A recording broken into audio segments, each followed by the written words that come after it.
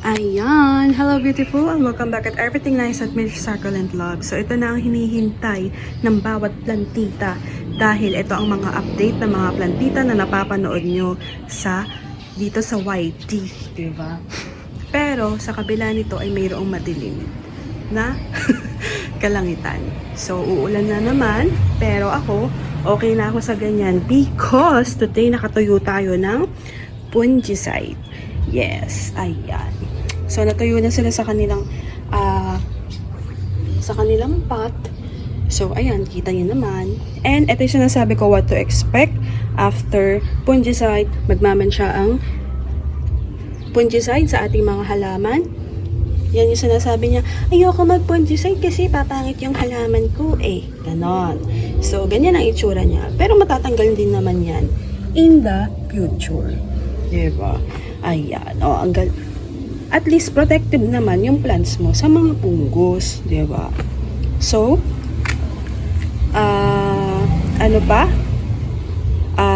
yun, dapat 24 hours matuyo ang fungicide dito sa ating mga plants, pero ayan, kung nag-spray lang tayo, pwede.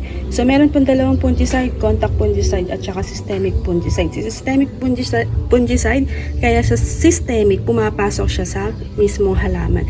Si contact fungicide, kaya siya contact lang, ibig sabihin dito lang siya.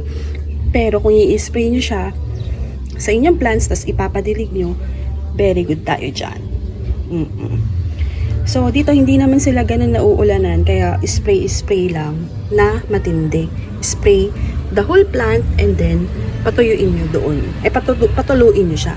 Unlike yung ginawa ko dun sa may pot na yun, kung napanood niyo yung vlog ko kahapon, is idinilig ko, binuhusan ko because sila yung talagang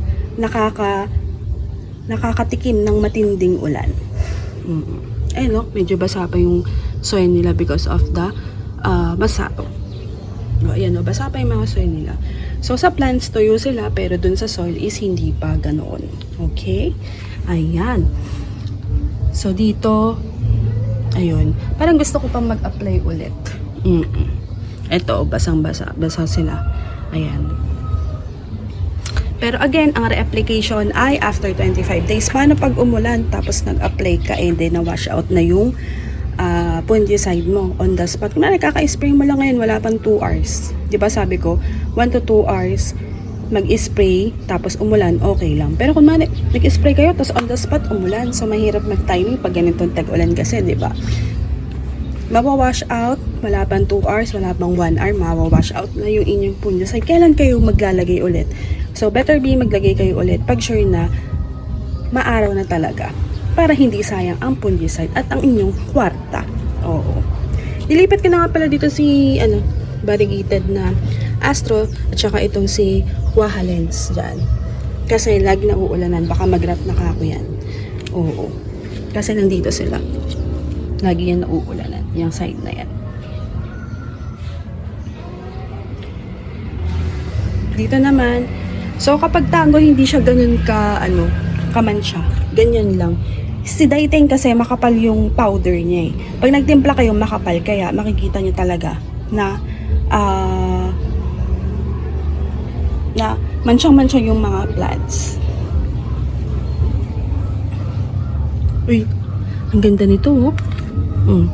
So kapag lumalaki ay lalo mo nakikita ang ganda, lalo na ang mga Astro. Oo. Nakikita mo lalong maganda yung pattern nila. Ayan. Tapos look on this.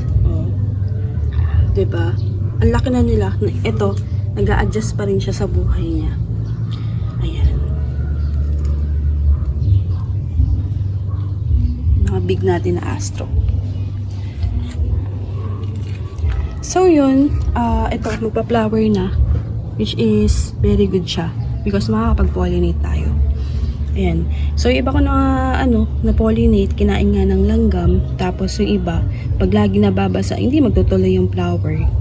Tsaka pag walang araw, hindi sila masyadong mumubuka yung mga flower ng Astro, ay ng Gymno.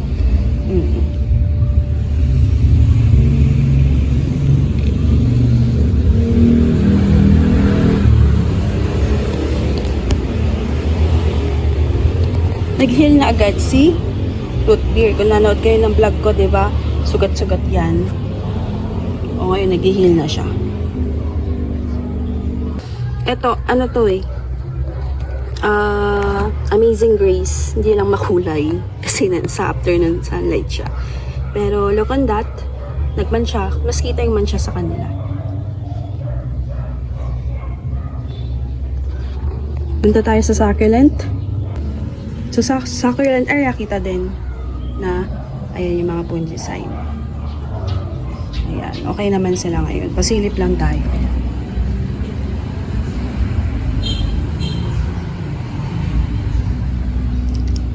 Okay. Si Kante mukhang may problema siya. So unang tingin pa lang, assessment pa lang, ayun, alam mo na may problema ito. Tingnan natin.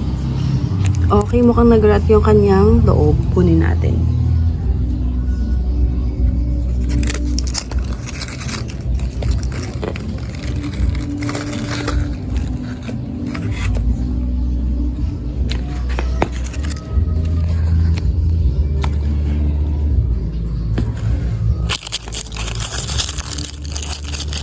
Ay, hindi naman pala. Mukha lang pala.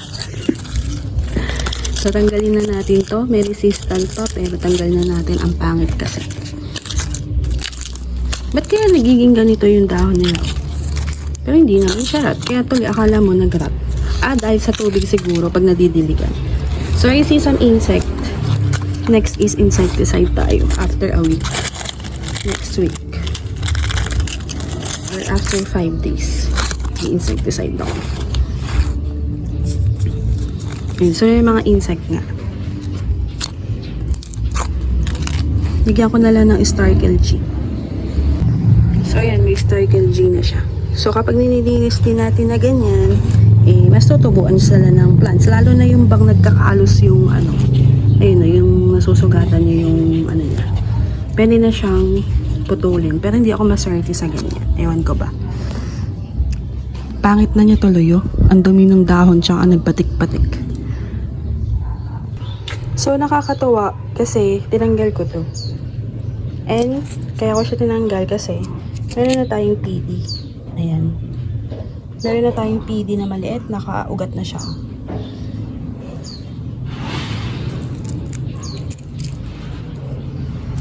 So, pag nagdi-delay at nito yung dahon, mas attractive yung mga pests. So, lolang maliit, pumangit na.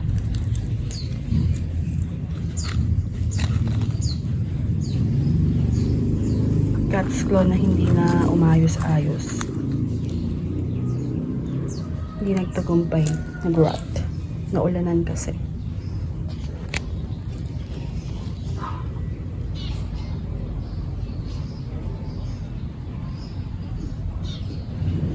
Ayan. Okay naman sila. Ayan. So, dito okay naman sila. Ayan yung diniligan ko kasi sila talaga sumasalo ng ular. So, ito, hindi ko napakita. Nag-inarte kasi to pangalan nito, si Hemispirica. Ayun. So, nag-flower siya. Ang cute. Ayun. Tapos, ito, na-dry up na, ayan, na-dry up siya. Ang ating variegated na Tito Buns. Ayan. So, yun lang. Thank you for watching. Everything nice at Mitch, Succulent Love. This is your nurse, Tito saying, God bless po, at laging mag-ingat.